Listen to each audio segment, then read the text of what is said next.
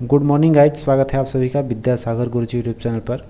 जैसा कि हम लोग एडिटोरिया वॉल्यूम 2 का बिहार दरोगा के लिए प्रैक्टिस सेट लगा रहे हैं, तो उस सीरीज को आगे बढ़ाते हुए आज हम लोग प्रैक्टिस सेट नंबर 5 का एक्सरसाइज करने जा रहे हैं और आपको CDPO का भी प्रैक्टिस सेट जो है आज शाम को मिल जाएगी। तो चलिए शुरू करते हैं बिहार दरोगा का प्रैक्टिस सेट नंबर 5। पहला क्वेश्चन कर रहा है, निम्न में से किसी विधि के समक्ष समानता से छूट प्रदान की गई है। तो ये छूट हमको दी गई है राष्ट्रपति और राज्यपाल को, तो ए और बी दोनों करेक्ट हो जाएगा। आगे कह रहा है कि वाक्य एवं अभिव्यक्ति की स्वतंत्रता के अंतर्गत निम्न में से कौन शामिल है। तो देखिए, वाक्य एवं अभिव्यक्ति की जो स्वतंत्रता है उसमें प्रेस की स्वतंत्रता आती है, प्रदर्शन एवं विरोध के अधिकार भी है, फिर चुप रहने की स्वतंत्रता भी हमको इसी वाक्य एवं अभिव्यक्ति की स्वतंत्रता में मिली है, जो कि आपका सब अनुच्छेद 19 में वर्णन है। ठीक है, ये अनुच्छेद 19 में वर्णन करता है वाक्य एवं अभिव्यक्ति की स्वतंत्रता, जिसमें 19 के क के अंतर्गत आता है प्रेस की स्वतंत्रता। उसी तरह से आगे बढ़ते हैं तो देख रहा है 4 नंबर में है हड़ताल के अधिकार, ये आपका नहीं है, तो 1, 2 और 3 आपका हो जाएगा ऑप्शन डी। क्लियर है। आगे देखिए, कह संविधान के किस अनुच्छेद में यह वर्णित है कि राज्य न्यायपालिका को कार्यपालिका से पृथक करेगा, अर्थात न्यायपालिका और कार्यपालिका अलग होगी। यह अनुच्छेद 50 वर्णन करता है। कह रहा है कि भारत के राष्ट्रपति के प्रसाद पर्यंत पद धारण करते हैं कौन। तो ये देखिए, इसमें आपका राज्यपाल हो जाएगा। ठीक है, तो ये जो है भारत के राष्ट्रपति जो हैं वो राज्यपाल की नियुक्ति करते हैं। ये वर्णन आपको मिलता है किस अनुच्छेद में, अनुच्छेद आपका है 155। अनुच्छेद 155 के अंतर्गत राष्ट्रपति को अधिकार है कि वो राज्यपाल की नियुक्ति करे, और इसका नियुक्ति का जो प्रक्रिया है, योग्यता जो है वो है आपका अनुच्छेद आपका दिया हुआ है 157 में। ठीक है, राज्यपाल की योग्यता का जब बात करेगा तो अनुच्छेद 157 है। और इसमें कभी कभी क्वेश्चन आ जाता है कि राज्यपाल के लिए नियुक्ति के लिए न्यूनतम उम्र कितनी होनी चाहिए, तो वो हो जाएगा आपका कम से कम इनका उम्र होना चाहिए 35 वर्ष, बाकी तो भारत के नागरिक होंगे। तो आगे चलते हैं। कह रहा है कि भारत की संसद निम्न में से किससे मिलकर बनी हुई है। ठीक है, तो देखिए, संसद हमारा लोकसभा से भी है, राज्यसभा से भी है और हमारे राष्ट्रपति से भी है। तो उपराष्ट्रपति चूँकि इसी में शामिल हो जाते हैं, तो इसमें हमारा केवल 1, 2 और 3 सही हो जाएगा। तो देखिए, 1, 2 और 3 कौन सा दिया हुआ है, चूँकि यहाँ स्पष्ट क्वेश्चन नज़र आ रहा है, तो 1, 2 और 3 हो जाएगा आपका लोकसभा, राज्यसभा और राष्ट्रपति, सी ऑप्शन करेक्ट। आगे देखिए, कर रहे हैं संविधान सभा के मूल अधिकारों, अल्पसंख्यकों एवं जनजातियों तथा बहिष्कृत प्रभावित क्षेत्रों के लिए परामर्शदाता समिति के अध्यक्ष कौन थे। तो ये आपके सरदार वल्लभ भाई पटेल थे। आगे कर रहे हैं कि संविधान सभा के प्रारूप समिति में कुल कितने सदस्य थे। तो प्रारूप समिति में कुल थे आपके 7। आगे देखिए, कर रहा है कि निम्नलिखित में से कौन सा कथन प्रस्तावना के संदर्भ में सही है। तो कह रहा है कि प्रस्तावना संविधान का एक भाग है, ये सही बात है। फिर कह रहा है प्रस्तावना को संशोधित नहीं किया जा सकता है, ये संशोधित प्रस्तावना को किया जा सकता है, तो ये तो आपका गलत हो गया, तो केवल एक स्टेटमेंट सही है। चलिए, आप एक चीज़ हमको कमेंट करके बताइएगा कि अभी तक प्रस्तावना को कितना बार संशोधित किया गया है। ठीक है, ये VVI क्वेश्चन है, आप ज़रूर बताइएगा हमें। आगे कह रहा है कि देश के शासन में मूलभूत है और विधि बनाने में इन तत्वों को लागू करना राज्य का कर्तव्य होगा।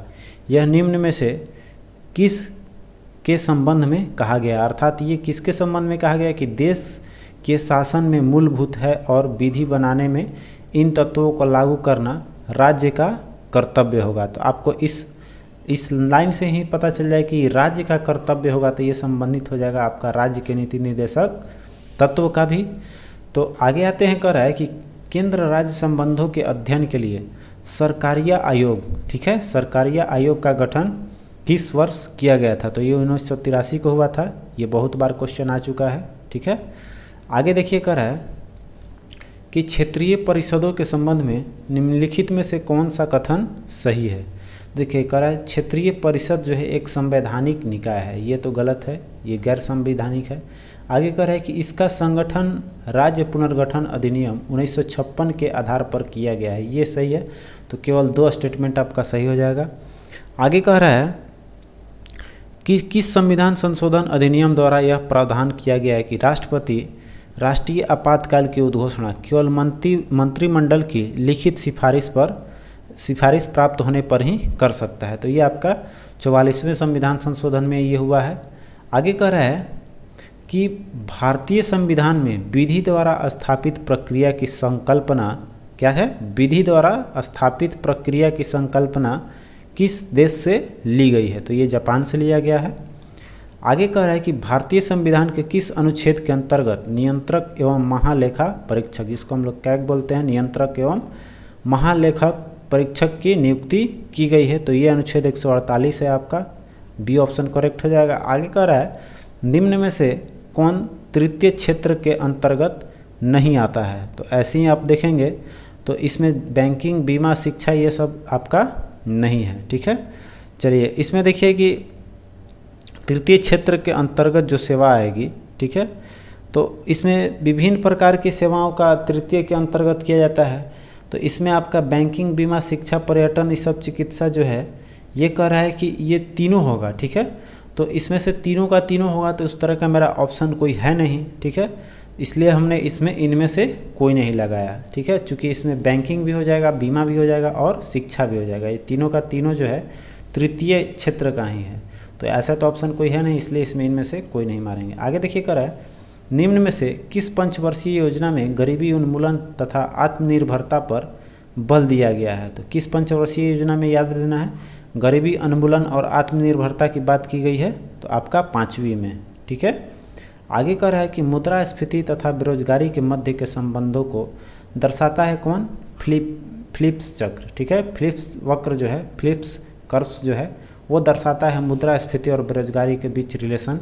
और एक चीज़ है कि कभी कभी आता है कि इसके अंतर्गत क्या दर्शाता है, तो यह आता है कि अगर मुद्रास्फीति जो है, मुद्रास्फीति अगर आपका लो हो रहा है, मतलब कम है, तो उसमें बेरोजगारी जो है वो आपका बेरोजगारी बढ़ जाएगी, ठीक है, ये क्या हो जाएगा, बेरोजगारी आपका बढ़ जाएगा।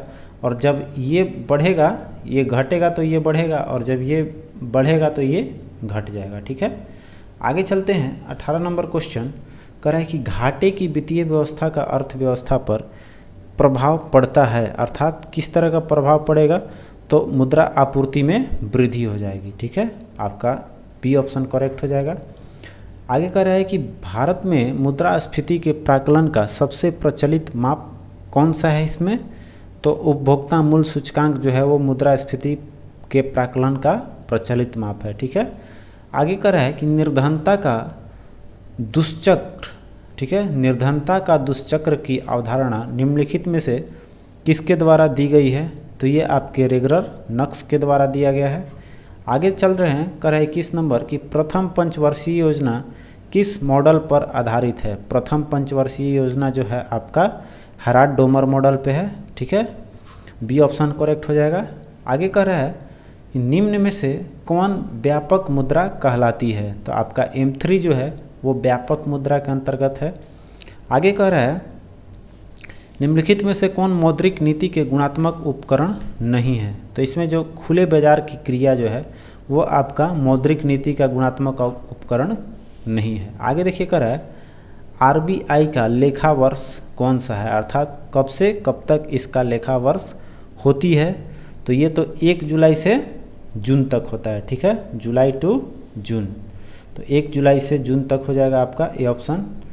आगे देखिए कह रहा है कि यदि प्राथमिक घाटे में ब्याज भुगतान को संलिप्त कर लिया जाए तो वह निम्न में से किसके बराबर होगा, तो देखिए प्राथमिक घाटा में जब ब्याज भुगतान को प्लस कर लेंगे तो वो किसके बराबर आएगा, वो मेरे राजकोषीय घाटा के बराबर आता है, ठीक है। आगे चलिए 26 कह रहा है निम्न में से किस समूह की चट्टानें धात्विक खनिजों का प्रमुख स्रोत है, तो ये जो धारवाड़ समूह है, धारवाड़ समूह के अंतर्गत आपका चट्टानें धात्विक खनिजों का प्रमुख स्रोत होता है उसमें, ठीक है, धारवाड़ समूह में। आगे कह रहा है कि निम्नलिखित में से कौन सुमेलित नहीं है, ठीक है, सुमेलित नहीं है हमको देखना है। तो कह रहा है कि कुद्रेमुख, अर्थात ये दिया हुआ है कि ये क्षेत्र जो है किसके लिए प्रसिद्ध है, किस अयस्क के लिए, तो देखिए जो कुद्रेमुख है वो आपका लौह अयस्क के लिए है ही, ये सही है। कोलार आपका सोना के लिए है ही। कोडरमा आपका चांदी के लिए दे रहा है, जबकि कोडरमा आपका चांदी के लिए नहीं है, आपका ये अवरख के लिए है, ठीक है, कोडरमा आपके अवरख के लिए है प्रसिद्ध। और देखिए ये जवार जो है, जावर ये शीशा जस्ता के लिए आपका प्रसिद्ध है ही। क्लियर हो गया। आगे देखिए करें निम्न में से, तो इसके अंतर्गत मेरा सी करेक्ट हो जाएगा। ठीक है, अब बढ़ते हैं आगे। करें निम्न में से कौन पेट्रोलियम का सबसे बड़ा उत्पादक राज्य है? तो सबसे बड़ा राजस्थान में होता है पेट्रोलियम। आगे देखिए कह रहा है कि असम राज्य की राजधानी कहाँ है? तो असम की राजधानी आपका दिसपुर में है। दिसपुर आपका ऑप्शन में नहीं है, तो इसमें हो जाएगा डी ऑप्शन। ठीक है, इसका राजधानी है आपका दिसपुर में। आगे चलते हैं।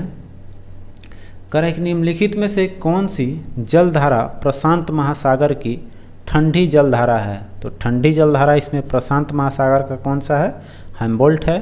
आगे कह रहे हैं निम्न में से कौन सा देश स्थलबद्ध है? तो स्थलबद्ध मतलब देखिए, तो ऐसा देश होता है जो चारों ओर से घिरा हुआ है, तो मतलब स्थल से घिरा हुआ रहेगा तो स्थलबद्ध हो जाएगा, या भू आबद्ध बोल सकते हैं इसको। तो इसमें कौन सा देश हम मैप पे देखेंगे तो हमको स्विट्जरलैंड नज़र आ जाएगा इसमें। आगे कह रहा है कि निम्न में से कौन सी नदी हिमालय की पूर्ववर्ती नदी नहीं है? मतलब पूर्ववर्ती नदी नहीं है, उसको चूज करना है। तो देखिए इसमें चूज कर रहे हैं, तो इसमें से 1 2 3 आपका, इनमें से 1 2 3 ये तीनों का तीनों नहीं है। तो नहीं है तो आपका ये हो जाएगा 1 2 3। ठीक है, चूँकि नहीं ही पूछ रहा है, अगर है पूछता तो इनमें से कोई नहीं होता, लेकिन ये है तीनों का तीनों, तो देखिए ये नहीं वाला में आ जाएगा, शामिल हो जाएगा, तो सी ऑप्शन करेक्ट हो जाएगा। आगे चलते हैं। कह रहा है कि अंतर्राष्ट्रीय तिथि रेखा किस महासागर से होकर गुजरती है? ये बहुत ही इम्पोर्टेंट क्वेश्चन है, तो याद रखना है ये आपका प्रशांत महासागर से गुजरती है। और किस खाड़ी से इसका ये मिलान है आप बताइएगा उसका, जो हाँ भूमध्य रेखा और ये भूमध्य रेखा हो गया और आपका ये तिथि रेखा हो गया, वो कहाँ पर जाकर कटती है, किस खाड़ी के आसपास, आपको इसका कमेंट करके बताना है। क्योंकि ये जो होता है 0 डिग्री अक्षांश और 0 डिग्री देशांतर, 0 डिग्री अक्षांश और 0 डिग्री देशांतर, जैसे कि ये कहाँ पर आपका कटी हुई है, इसका आपको नाम देना है, क्योंकि ये कहाँ मिली हुई है। ऐसे तो अंतर्राष्ट्रीय तिथि रेखा दिया हुआ है किस महासागर से होकर गुजरती है? प्रशांत महासागर। क्लियर है। और आपको कमेंट करके ये बताना है, हम उस चीज़ में दूसरा चीज़ पूछ दिए थे, हमको केवल ये बताइए, चूँकि ये क्वेश्चन बार बार आता है, ये जो है 0 डिग्री अक्षांश और 0 डिग्री देशांतर, ये देशांतर रेखा हो गया 0 डिग्री, और ये 0 डिग्री अक्षांश जिसको हम लोग भूमध्य रेखा बोलते हैं। तो आपको बताना है कि ये दोनों किस बिंदु पर मिलती है, उस जगह का नाम देना है, अप्रॉक्सली नज़दीक का भी है। चलिए आगे बढ़ते हैं। ऐसे मैं इसका कुछ बता दे रहा हूँ हिंट्स, ये किसी खाड़ी में मिलती है, तो किस खाड़ी में मिलती है आपको उसका कमेंट करके नाम बता दीजिएगा। ठीक है, चलिए आगे बढ़ते हैं। 34 क्वेश्चन कर रहा है कि कर्क रेखा निम्न में से किस देश से होकर नहीं गुजरती है? तो देखिए आपको अगर वो कर्क रेखा का चूँकि प्रोजेक्ट मैंने बना लिया है, लेकिन समय के अभाव से डाल नहीं पा रहा हूँ, तो ऐसे इसको बता दें कि आपको कर्क रेखा जो है वो सारा देश आपको मैंने लिखा हुआ है वहाँ।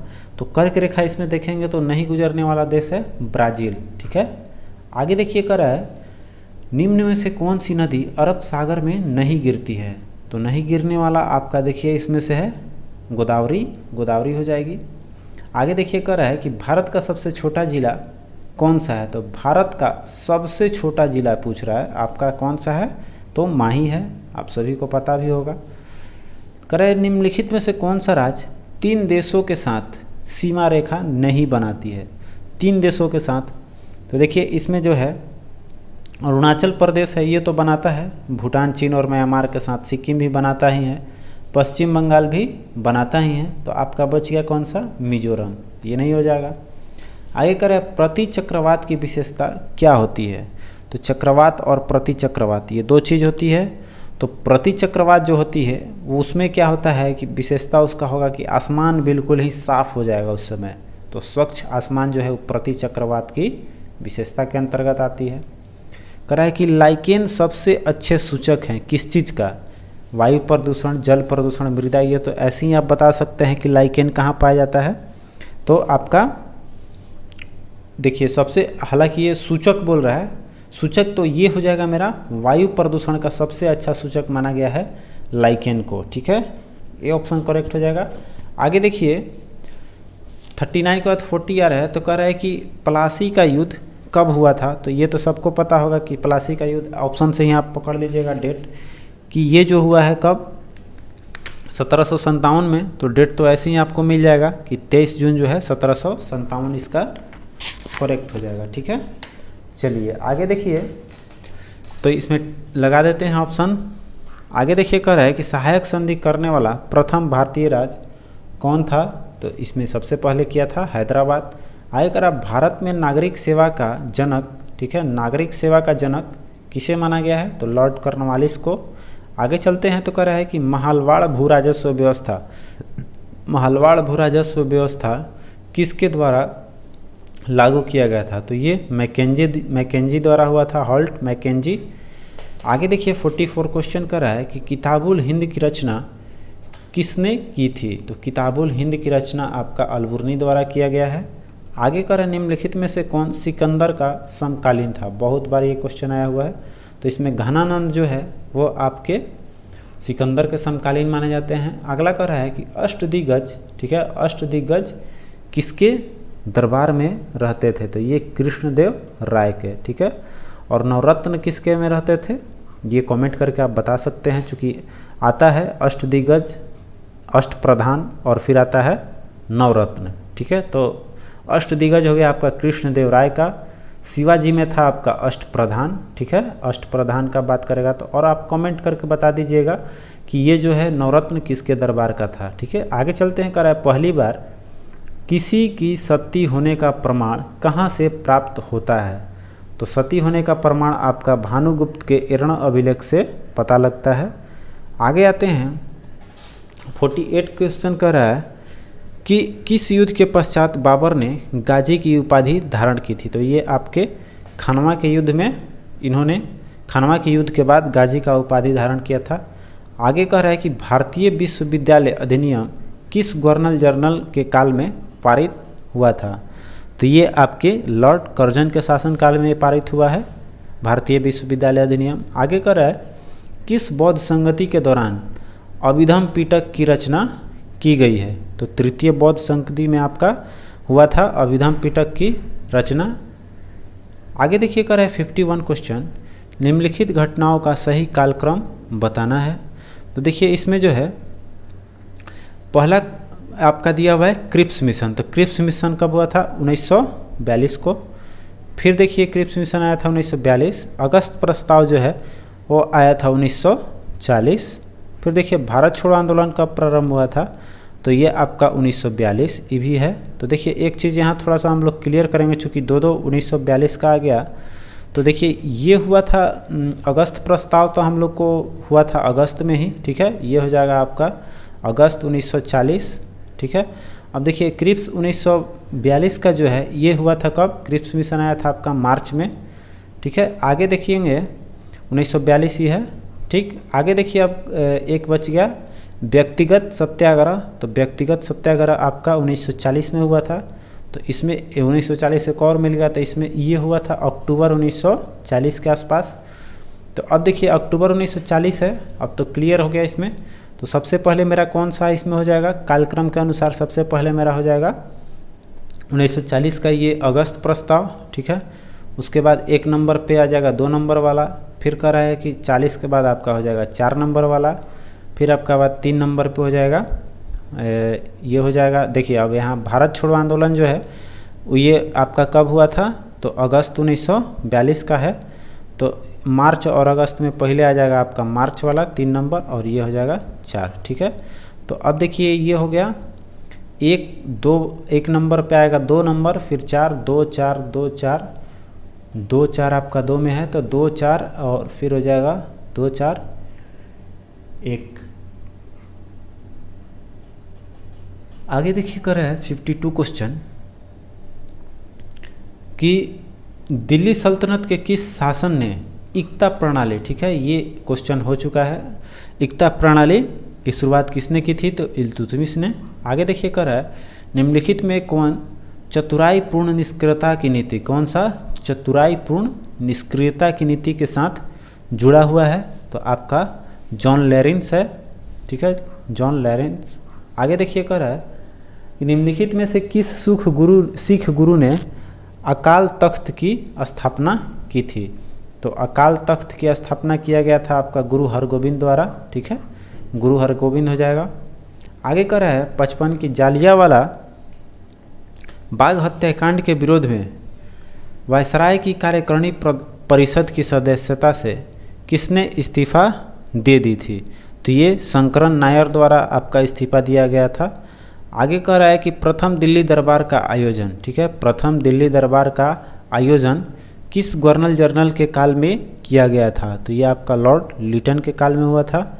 आगे देखिए कह रहा है कि शक्ति का विमीय सूत्र क्या होगा? तो शक्ति बराबर क्या होता है? शक्ति बराबर होता है आपका कार्य बाई समय। तो समय में आपका फिर कार्य चूँकि क्या होता है, बल बाई विस्थापन होता है। तो इसमें निकालेंगे तो मेरा आ जाएगा, चूँकि ये फार्मूला आपको लगाना पड़ेगा, जहाँ मीटर रहेगा m लगाएंगे तो इस तरह से आ जाएगा मेरा।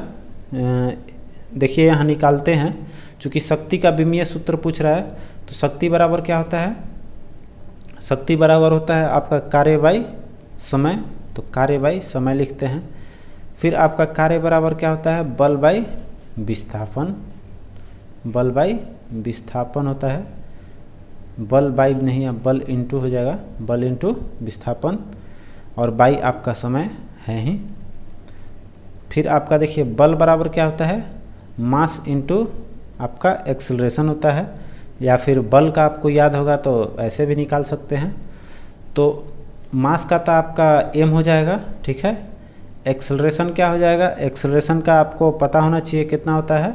तो एक्सेलरेशन बराबर होता है v/t, तो उसमें एक t नीचे है और एक t ऊपर हो जाएगा, तो और कितना हो जाएगा मेरे पास?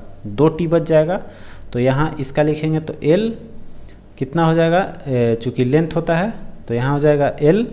अब देखिए मास l हो गया, तो इसमें हो जाएगा विस्थापन एक और इसमें l का हो जाएगा, बल का हो गया, और विस्थापन भी l लेंथ है, और एक t नीचे है और एक t नीचे पहले से और आ जाएगा। तो मेरे पास कितना हो गया? मास हो जाएगा, फिर आपका l हो जाएगा कितना? 2, और t हो जाएगा कितना? 2।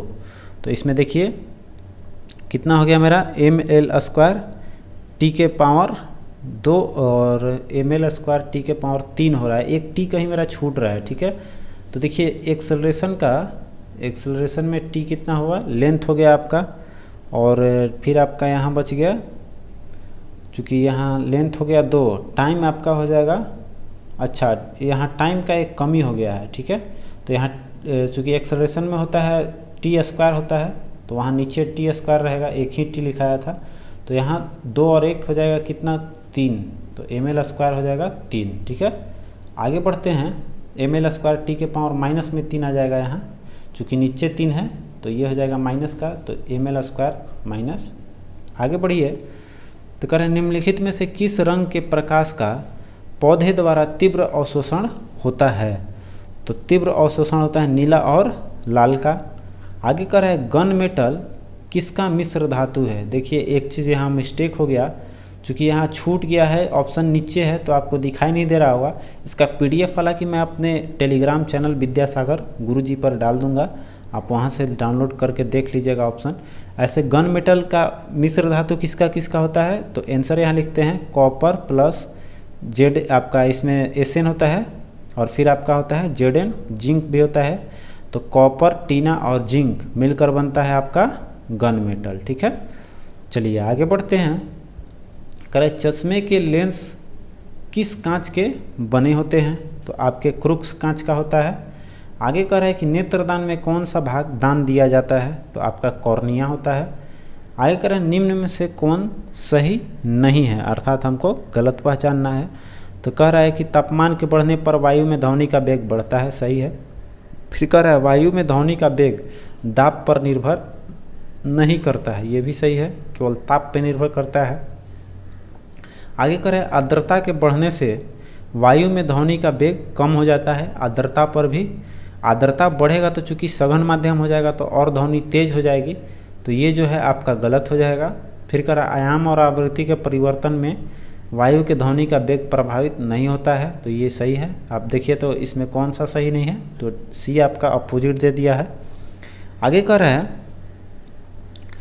कि प्रवृत्ति धारा प्रत्यावर्ती धारा को दिष्ट धारा में परिवर्तित करने के लिए युक्ति को, मतलब AC को हम लोग AC टू DC कन्वर्ट करने में किसका यूज़ करते हैं, किस युक्ति का यूज़ करते हैं, मतलब किस इंस्ट्रूमेंट का यूज़ करते हैं हम लोग, तो उसको यूज़ करते हैं रेक्टिफायर को। ठीक है, ये क्या करता है कि AC को DC में डायरेक्ट कन्वर्ट कर देता है। ठीक है, आगे चलते हैं तो कह रहा है कि जब बर्फ़ पिघलती है तब क्या होता है, तो आयतन पर क्या प्रभाव पड़ता है। कह रहा है कि आयतन बढ़ता है या घटता है, या फिर द्रव्यमान बढ़ता है घटता है। तो द्रव्यमान जो है वो तो स्थिर रहता है। ठीक है, सभी जगह स्थिर रहेगा, तो ये प्रभाव पड़ेगा आयतन पर। तो जब बर्फ़ पिघलेगा तो बर्फ़ में आयतन बढ़ा रहता है, जब पिघलेगा तो आयतन क्या हो जाएगा, उस समय घट जाएगा। ठीक है, आगे चलिए, कह रहे कि सिल्वेनाइट निम्नलिखित में से किसका अयस्क है। तो सिल्वेनाइट नाम से ही लग रहा है कि इसमें सिल्वर जो है आपका छिपा हुआ है। तो सिल्वेनाइट आपका सोना नहीं, चांदी नहीं बल्कि सोना हो जाएगा। ठीक है, ये नहीं सोचिएगा कि सिल्वेनाइट है तो ये सिल्वर वाला चीज़ है, तो जस्ट अपोजिट याद रखिएगा, ये ट्रिक के तौर पे कि सिल्वर सोना चांदी जैसे हम लोग याद रखते हैं, तो सिल्वर दिखाई देगा तो आपको मारना है सोना, ना कि चांदी। ठीक है, आगे देखिए, कह रहा है कि सुमेलित कीजिए। तो सुमेलित करना है हम लोग को, तो देखिए लाइपेज जो है वो वसा घटक होता है, वसा घटक एंजाइम है। फिर कह रहा है ट्रिप्सिन जो है वो आपका प्रोटीन का पाचन करता है। फिर आपका एमाइलेज जो है वो क्या करता है, कार्बोहाइड्रेट का। आगे कह रहा है कि इरेप्सिन आपका बच गया, तो इरेप्सिन आपका पॉलीपेप्टाइड को एमोनियम अम्ल में बदलता है। तो ये हो जाएगा आपका A का 4 B का 3, A का 4 B का 3 हो जाएगा, और C का A का 4 B का 3। एक और ऑप्शन भी दिया हुआ है, C भी है इसमें। ठीक है, तो दोनों में देखते हैं कौन सही हो जाएगा। तो इसमें हमारा आ रहा है A का 4 B का 3 और C का A, तो C का A, आपका ऑप्शन A ही जो है वो करेक्ट हो जाएगा। ठीक है, C वाला नहीं होगा। आगे चलिए, 67 का रहा है कि किस उत्प्रेरक की उपस्थिति में खाद्य वनस्पति तेल वसा में परिवर्तित हो जाता है। तो ये निकेल से होता है। आगे कह रहा है कि अर्जुन पुरस्कार 2020 से सम्मानित मनीष नारवाल का संबंध निम्नलिखित में से किस खेल से है। ठीक है, तो ये आपके पैराशूटिंग के अंतर्गत हैं, पैराशूटिंग खेलते हैं। आगे कह रहा है कि अंतर्राष्ट्रीय गांधी पुरस्कार 2020 निम्न में से किसे प्रदान किया गया है। तो NS धर्मसुक्त को। आगे कह रहा है कि 13वें इंडियन प्रीमियर लीग 2020 में किसे मोस्ट वैल्यूएबल प्लेयर का पुरस्कार मिला है। तो ये जोफ्रा आर्चर को। ठीक है, आगे चलते हैं, करें कि 14वां विश्व कप क्रिकेट किस देश में आयोजित किया जाएगा। तो ये होगा दक्षिण अफ्रीका में। आगे कह रहा है कि स्पिरिट ऑफ क्रिकेट के लेखक, ठीक है, स्पिरिट ऑफ क्रिकेट के लेखक कौन है। तो स्टीव वॉ।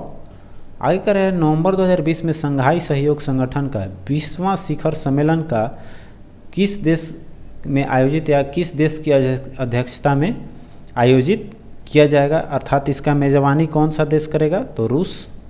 आगे कह रहा है कि किस वर्ष तक भारत से पूर्ण रूप से मलेरिया उन्मूलन का लक्ष्य रखा गया है।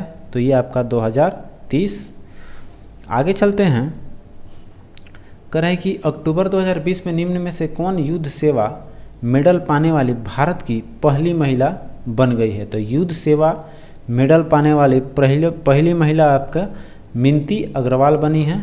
आगे कह रहा है कि फ्रेंच ओपन 2020 महिला एकल खिताब की उप विजेता कौन सी हैं। तो ये सोफिया केनिन है। आगे देखिए, कह रहा है कि एशिया पावर इंडेक्स 2020 में किस देश को पहला स्थान प्राप्त हुआ है। तो ये आपके अमेरिका को मिला है। आगे कह रहा है कि जो बाइडन अमेरिका के जो अभी राष्ट्रपति हैं, वर्तमान राष्ट्रपति, वो पूछ रहा है कि किस माने कौन से स्थानवे के हैं। तो ठीक है, मतलब तो ये आपके 46वां राष्ट्रपति बने हैं, कौन, जो बाइडेन। ठीक है, आगे चलते हैं 79 क्वेश्चन। देखिए, कह रहा है कि 79 आते हैं अगले स्लाइड पे। कह रहा है कि 38वां एशियन शिखर सम्मेलन किस देश में प्रस्तावित है। तो आपका ब्रुनई में। आगे देखिए, निम्नलिखित में से कौन सा कथन अर्थशास्त्र के नोबेल पुरस्कार के संबंध में सत्य नहीं है, अर्थात गलत बताना है। तो देखिए, पढ़ते हैं। कह रहा है कि अर्थशास्त्र का नोबेल पुरस्कार पहली बार 1969 में प्रदान किया गया था, सही बात है। फिर कह रहा है कि इलनार ऑस्ट्रोम अर्थशास्त्र का नोबेल पुरस्कार 2009 में पाने वाला पहली महिला हैं, ये भी सही है, इलनियार ऑस्ट्राम को मिला था। आगे देखिए कह रहा है अर्थशास्त्र का नोबेल पुरस्कार 2020 संयुक्त रूप से 2 ब्रिटिश अर्थशास्त्री पॉल और मिलेग्राम एवं रॉबर्ट बी विल्सन को प्रदान किया गया है, ये आपका गलत है, ठीक है। आगे देखिए तो इसमें ऑप्शन दिया हुआ है कौन कौन सा आपका है, तो इसमें मिलेगा हमको 1 और 2 मिलेगा सही, और बाकी पूछ रहा है हमसे सत्य नहीं है, तो नहीं है अलग खोजेंगे तो हमको मिलेगा 3 नंबर गलत है, तो गलत 3 नंबर है, केवल 3 गलत है। आगे देखिए कर किस मंत्रालय के द्वारा असेम पोर्टल का शुरुआत की गई है, तो असेम पोर्टल आपको शुरुआत किया गया है कौशल विकास एवं उद्यमिता मंत्रालय द्वारा। आगे है कि आंध्र प्रदेश के वर्तमान राज्यपाल कौन है, तो विश्वभूषण हरिचंदन। आगे देखिए कह रहा है कि भारत सरकार के वर्तमान मुख्य वैज्ञानिक सलाहकार, ठीक है, वर्तमान मुख्य वैज्ञानिक सलाहकार कौन है आपके, तो के विजया राघवन। आगे कह रहा है कि दक्षिण एशियाई क्षेत्रीय सहयोग संगठन, ठीक है, दक्षिण एशियाई क्षेत्रीय जिसको हम लोग की सार्क के नाम से भी जानते हैं, तो कह रहा है संगठन के सार्क के महासचिव आपके कौन हैं, तो देखिए महासचिव हैं इसाला रुवन बिराकुन, बी ऑप्शन है आपका करेक्ट। 85 क्वेश्चन कर रहा है कि नवंबर 2020 में भारत ने खगोल विज्ञान में वैज्ञानिक और तकनीकी सहयोग विकसित करने के लिए किस देश के साथ समझौता ज्ञापन हस्ताक्षर किए हैं, अर्थात 2020 में जो किसके विषय पे हुआ है, तो खगोल विज्ञान और वैज्ञानिक और तकनीकी सहयोग विकसित करने के लिए, ठीक है। तो ये किस देश के साथ पूछ रहा है समझौता हुआ है, तो ये हुआ है आपके स्पेन के साथ में। आगे देखिए कर दिसंबर 2020 में बुरेवी चक्रवात से, ठीक है, बुरेवी चक्रवात से कौन सा राज्य प्रभावित हुआ था, तो ये तमिलनाडु हुआ था। आगे देखिए कर दिसंबर 2020 में आदि महोत्सव का आयोजन कहाँ किया गया था, तो ये आपके मध्य प्रदेश में हुआ है आदि महोत्सव। आगे कह रहा है कि वैश्विक लोकतंत्र सूचकांक 2020 में भारत का स्थान कितना था, तो आपका 53वां था। आगे कह रहा है कि कपिला अभियान के संबंध निम्न में से किस मंत्रालय से है, तो कपिला आपका है शिक्षा मंत्रालय से।